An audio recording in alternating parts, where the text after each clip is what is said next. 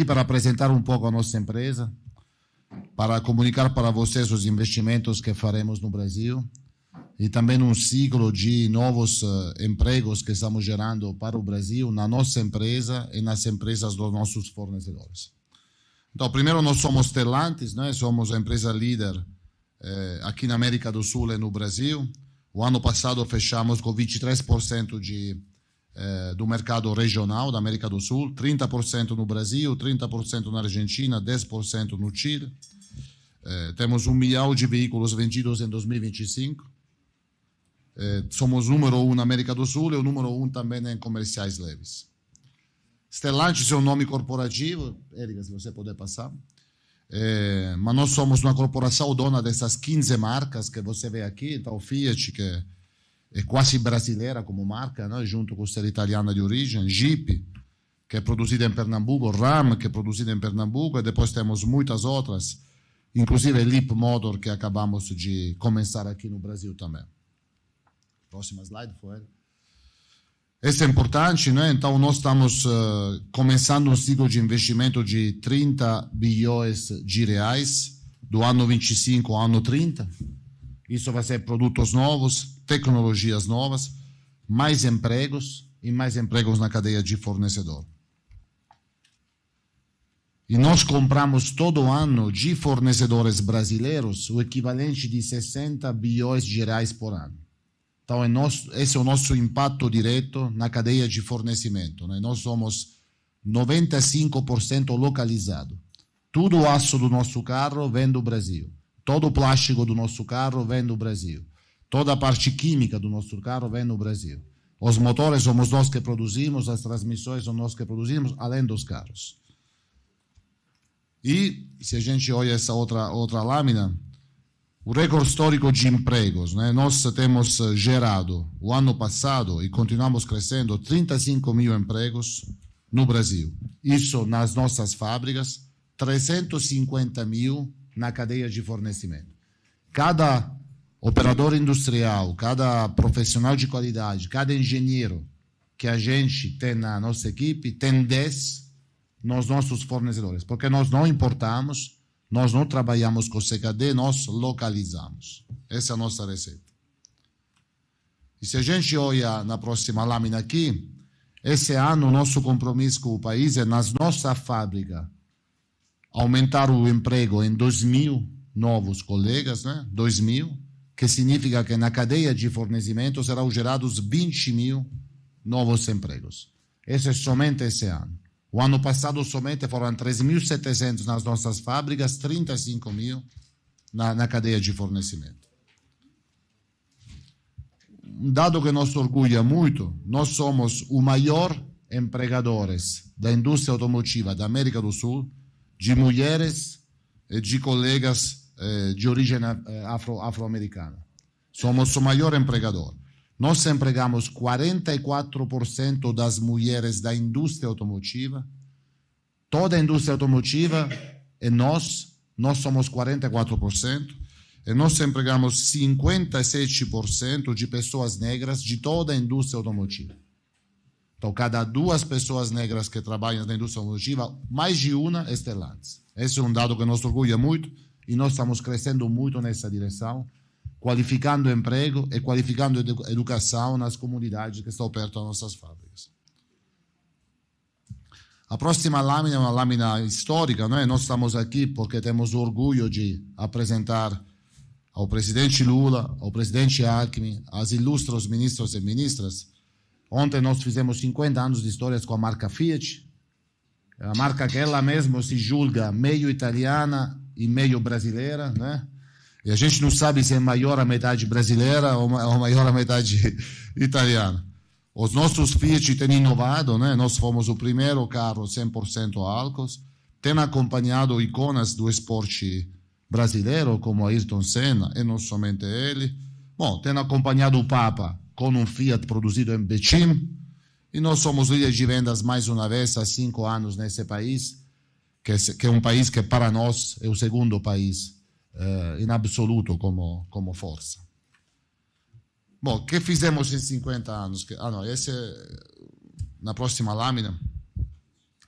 Em 50 anos fizemos muita coisa, né? Nós fabricamos em 1976 a fábrica de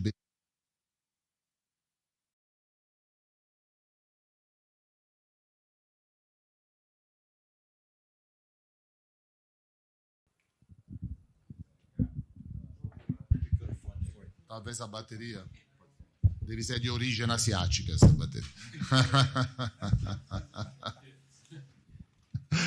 Nós lançamos muitos produtos a partir do Fiat 147, por exemplo. Obrigado, Zó. Temos produzido na fábrica de Betim 18 milhões de veículos, 4 milhões de carros para exportação. Temos 4.500 engenheiros, 40 laboratórios de engenharia, 95% é nosso índice de nacionalização. E nós, somente naquela fábrica dos 30 bilhões, vamos investir 14 bilhões de reais. A fábrica que os senhores recentemente nos honraram da sua presença. Se vocês lembram, os 19 mil colegas de Betim explodiram de emoção para vocês. Se vocês voltam hoje, vai ser ainda melhor. E espero que vocês voltarem muito cedo a nos visitar. O que é essa fábrica? Essa fábrica, para Minas Gerais, é o centro de um ecossistema de fornecimento que, em menos de 150 quilômetros, conta com 400 fábricas de fornecedores. Essa é a lógica de nacionalização. Como a gente não importa CKD ou SKD, a gente deve, com prazer, desenvolver fornecedores. 400 fábricas estão a menos de 100 quilômetros de Betim. Isso, para nós, é um dado muito importante. A próxima slide, acho. Bom, e antes de entrar nessa sessão, eu queria que os senhores nos façam a honra, o privilégio de aceitar essa pequena homenagem. São caros presidentes que posso falar que você de alguma forma lançou conosco. Eu fiz 147, o Fiat Uno, o Toro lá na estrada, né, em Pernambuco, em Betim. Você estava lá, de alguma forma, nos ajudando a lançar. Essa indústria vocês criaram. Não, desde as origens. Infelizmente, Volkswagen. Mas desde as origens até os dias de hoje, vocês fizeram a indústria acontecer. Eu sou italiano, eu sou presidente global da empresa. Eu vejo como a política nos vários países trabalha com a indústria. O exemplo da sua participação na indústria brasileira, que tem beneficiado também Fiat e Stellantis, é único no mundo. Eu queria pessoalmente agradecer e, se posso, queria dar-lhe essa pequena homenagem. Falta um carrinho e o próximo lançamento. E, se você permitir, você vai lançar ele, assim como lançou muito demais. Muito obrigado, presidente. Com grande emoção.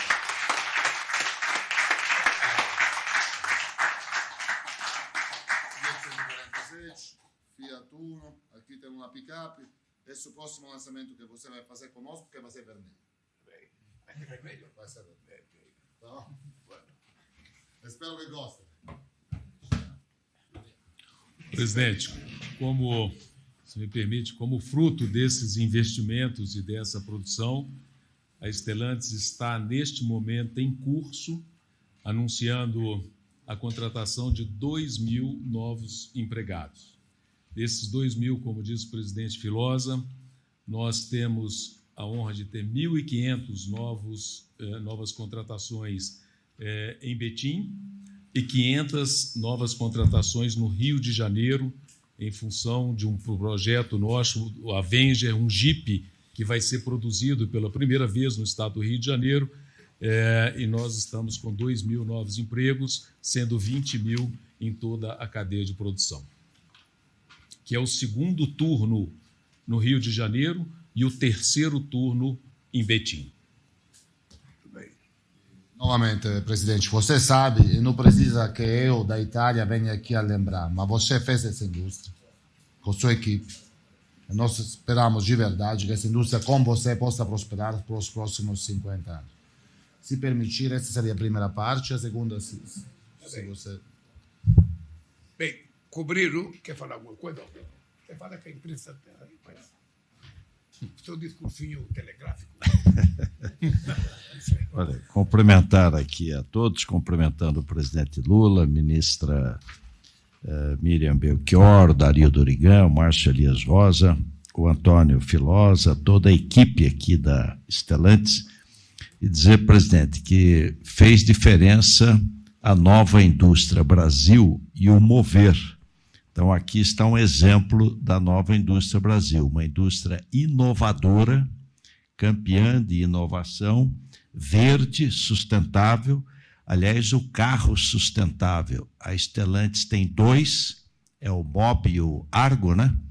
Tem 2 veículos, cresceu mais de 30% a venda do carro sustentável, uma indústria competitiva, a reforma tributária, Antônio Filosa, ela vai impulsionar a indústria, vai impulsionar exportação, porque acaba com o crédito acumulado, acumulatividade de crédito, então ela vai desonerar totalmente investimento e exportação, e a gente vê aqui os bons resultados, campeã de investimento, dos 150 bilhões de investimentos na indústria automotiva, 20% é só Stellantis, Fiat Stellantis. Então, dá os parabéns aí e mais 2.000 empregos, a boa notícia. Olha, uma coisa importante, eu queria dizer ao presidente global da Fiat, Antônio Filosa, e aos demais dirigentes da Fiat, da Stellantis que estão aqui, é que eu estou muito realizado com o que está acontecendo com a indústria automobilística no Brasil. Eu sei que ainda tem problemas, e é bom que tenha problemas, porque a política exige que tenha problemas para poder resolver. Mas o que é importante é a gente saber que este ano a gente vai voltar a emplacar 3 milhões de veículos nesse país. É importante, presidente, que você saiba que a gente, em 2012, chegou a emplacar 3.800.000 carros no Brasil, e quando nós voltamos em 2023, o Brasil estava emplacando apenas 1.600.000 carros. Significa que, nesses 3 anos e meio, nós crescemos o emplacamento de carro em 1.400.000 carros, ou seja, quase que o dobro daquilo que a gente emplacava, ou seja, é uma coisa extraordinária. O que o governo fez para que isso acontecesse? Primeiro, o governo fez criar a confiança de vocês para que vocês pudessem fazer os investimentos necessários para o desenvolvimento das empresas. A segunda coisa que nós temos a obrigação de fazer é trabalhar para criar as condições, sabe, que vocês precisam para ter tranquilidade, a questão da tranquilidade econômica, a tranquilidade fiscal, a tranquilidade jurídica, para que vocês possam fazer os investimentos e os programas que possam motivar vocês a venderem mais carro no país. E a última coisa que nós fizemos é tentar melhorar o padrão da renda do povo brasileiro para que ele possa comprar mais carros. Agora mesmo nós lançamos um programa para incentivar a renovação de táxi no Brasil, a renovação de Uber no Brasil, a renovação de moto no Brasil, a renovação de bicicleta no Brasil, para que a gente possa dar a oportunidade de todas as pessoas que utilizam esses instrumentos de trabalho possam comprar alguma coisa nova. E as empresas voltarem a ter motivação para produzir. E, para isso, o governo estabeleceu várias linhas de crédito, criando condições satisfatórias para que as pessoas possam tomar dinheiro emprestado, com a responsabilidade que todo mundo que toma dinheiro emprestado tem que ter. Nós damos garantia para que as pessoas possam confiar que vender aquele carro não significa ter prejuízo. Tudo isso é um punhado, é uma cesta de oportunidade para as indústrias brasileiras voltarem a crescer. Eu acho que nós temos esse papel e vocês têm o papel de acreditar naquilo que nós falamos e fazemos. E vocês acreditaram. E eu acho que essa parceria traz como resultado, sabe, o crescimento da Stellantis no Brasil, a proeza de ter 50% dos seus trabalhadores como pessoas negras no Brasil, o que é uma coisa importante, de ter uma quantidade muito grande de mulheres participando do mercado de trabalho e de ver que agora vocês podem e depois eu queria que você me explicasse para quem que vocês estão exportando 4 milhões de carros, porque uma coisa que nós vamos ter que trabalhar junto com vocês agora, nesse próximo período, é como aumentar a capacidade de exportação dos carros brasileiros para a América Latina e para o continente africano. São 2 mercados muito importantes, 2 mercados promissores, que nós temos condições de, enquanto país, a gente ter uma participação mais efetiva e mais numerosa. Tá? E aí nós estamos dispostos a trabalhar junto com vocês para saber quais as dificuldades e o que a gente pode contribuir para que vocês possam voltar a comprar mais carros, a vender mais carros. Tá? Portanto, Stuquinha, queria pedir para você, delicadamente, pedir para a imprensa que o tempo acabou, as coisas boas já foram anunciadas, agora nós vamos brigar aqui. E a briga vocês não podem comprar. Sempre amigos, sempre amigos.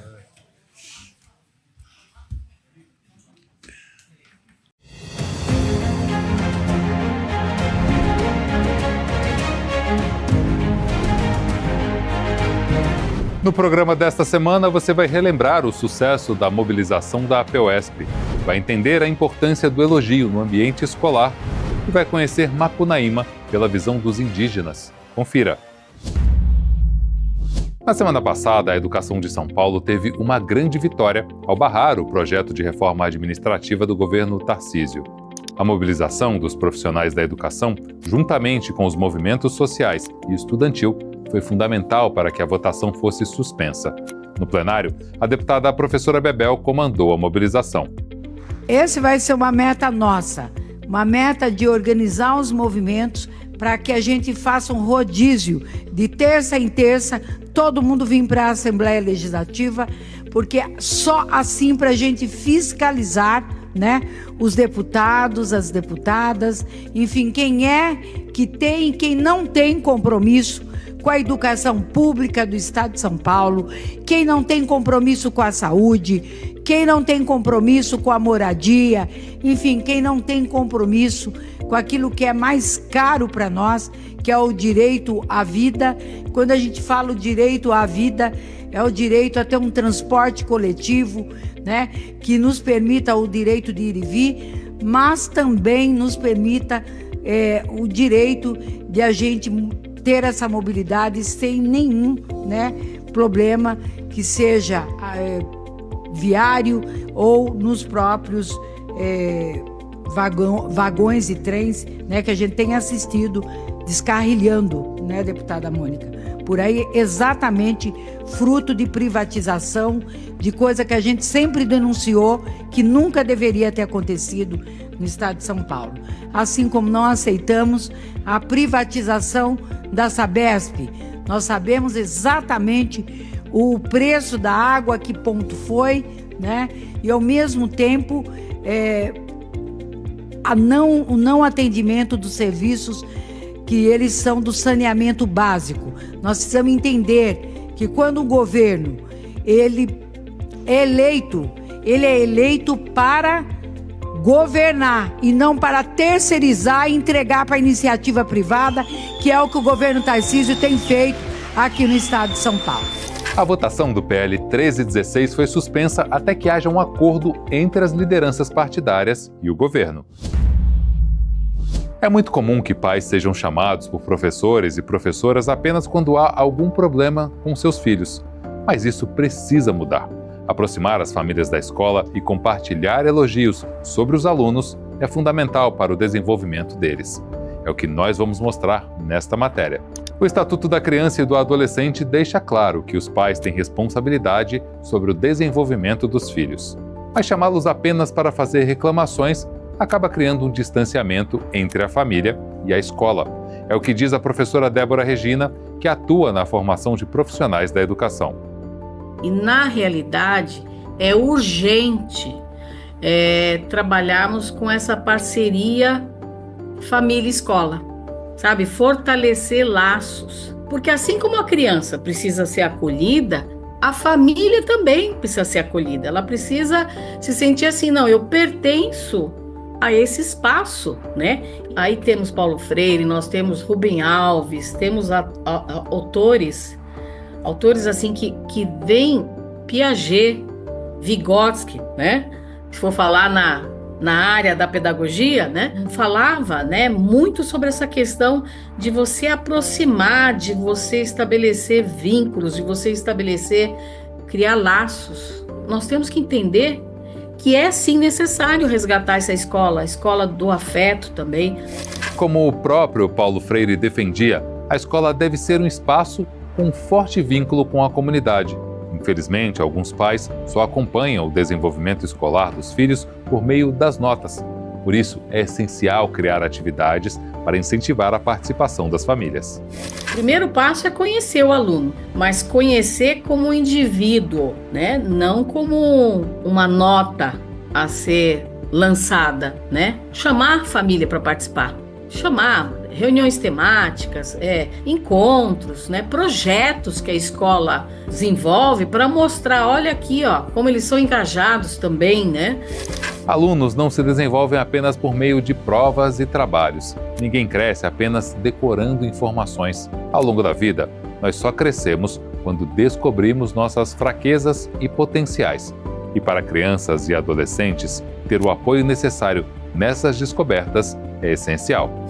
Eu creio, né, e minha pesquisa tem sido muito nisso, do quanto é necessário nós trabalharmos com a questão da afetividade, de estabelecer, estar ao lado do aluno, em que fase que ele estiver, compreendendo ele não só como uma máquina de conhecimento. Eu tenho que compreender o que ele já sabe, o que ele já domina, e o que ele não domina, como que eu posso diminuir esses espaços, né? É elogiar naquilo que ele é bom, mesmo que ele não seja o aluno nota 10, mas olhar aquele aluno e descobrir algo bom nele. Eu confio em você, confio em você. Vamos lá, estamos juntos.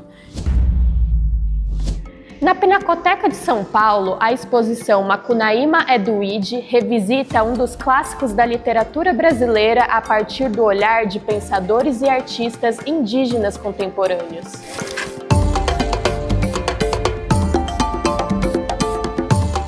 É uma exposição que remonta um pouco à história do Macunaíma, do Mário de Andrade, um herói sem caráter, essa rapsódia tão fundamental e fundadora da literatura moderna, para pegar um pouco as origens dessa narrativa. E a origem dessa narrativa seria dada a partir de um relato coletado por um antropólogo alemão chamado Krop Grunberg, no território de Roraima, ali na virada do século XIX para o século XX. Esse trabalho desse antropólogo registrou algumas narrativas desses povos, como o povo Wapixana, e nessa narrativa aparecia a personagem, essa entidade chamada Ide, que seria uma espécie de força criadora do universo, criadora das coisas, né? Então o Mário de Andrade, ele tem contato com esse trabalho, com esse relato, e a partir daí toma como inspiração para criar o personagem do Macunaíma. Então, aqui na exposição a gente está trazendo alguns artistas indígenas de Roraima para que eles possam contar suas vivências em trabalhos, muitas vezes reportando a esse trabalho do Macunaíma, né, do Mário de Andrade, outras vezes não, trazendo uma perspectiva mais autoral de quem vive na aldeia, de quem convive em Roraima e sabe do dia a dia da luta dos povos indígenas e todo o trabalho que acontece lá.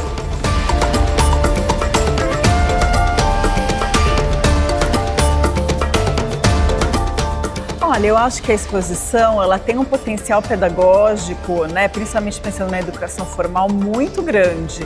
Primeiro porque ela permite a gente trabalhar questões ligadas a uma educação antirracista, educação para a diversidade e lidar com essas memórias das culturas indígenas brasileiras, não apenas pensando no passado, mas no presente, porque aqui a maior parte das obras são obras de arte contemporânea. Então, acho que é uma super oportunidade para trabalhar muitos conteúdos e muitas possibilidades interdisciplinares, inclusive. E eu acho que no que diz respeito à obra literária do Mário de Andrade, é perceber como o mesmo mito pode ser contado de maneiras muito diferentes. quando é feito por um escritor, no caso, que é de fora da cultura de origem desse mito, né, dessa história, e quando é contada pelos povos que pertencem a essa cultura, a esses outros pontos de vista. Eu acho que essa é uma das riquezas, né, da comparação entre as obras que estão presentes na exposição, o que a exposição pretende, e o livro do Mário de Andrade, é poder fazer, entre outras coisas, é fazer esses contrastes, né?